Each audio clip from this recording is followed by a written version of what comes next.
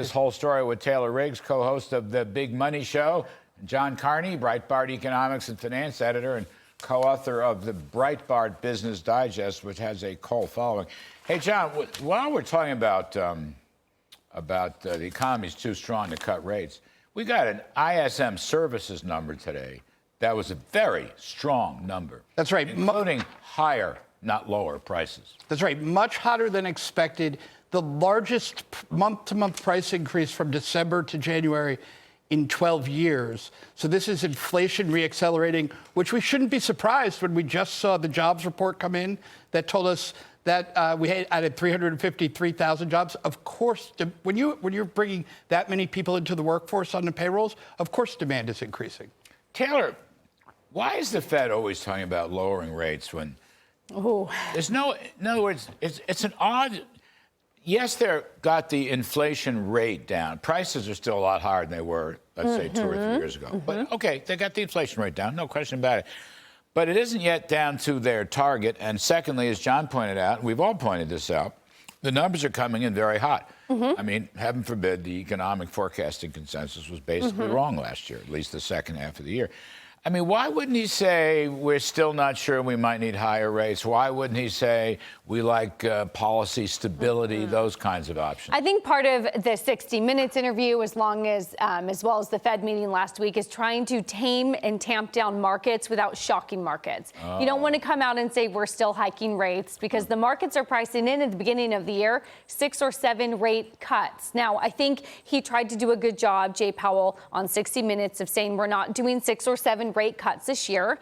We try to maybe, third quarter or second quarter of the year and beyond, maybe look at it. But I think he made a good point that the risk of inflation reaccelerating is still much greater than the risk of keeping rates too high and pushing us into a recession. I think cutting rates too soon is definitely the greater risk, and they're worried about that inflation number that we just talked about reaccelerating. Larry, I have a question for you, actually, that you can help answer.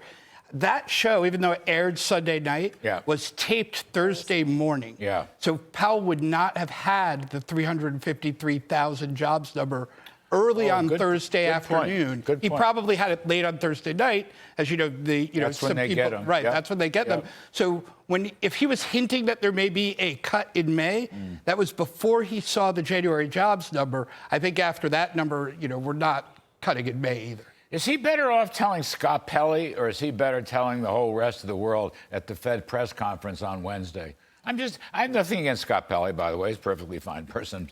I'm just saying it's an oddity. It's almost like Powell is more open with Scott Pell than at those goofy Fed press conferences where, high-paid economists can spend 5 days trying to figure out what he said. I think the Fed has made a mistake, and Powell specifically.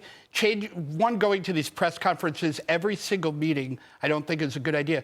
2, standing up at a podium as if he were an elected official is a mistake, because he's now answering questions like an elected official, and then going on TV and doing like a more personable interview like an elected official. This is going to actually politicize the Fed, because the more they act like political officials, the more people are going to treat them like that. I do like, though, that he was on 60 Minutes trying to talk to the American people, because like you said, prices are still higher than 2019. So even though the rate of inflation has come down, people still at home feel like they're hurting. So I do like, in some sense, that he's out there trying to talk to the American people, saying we're trying to get inflation down. I'm not opposed to it.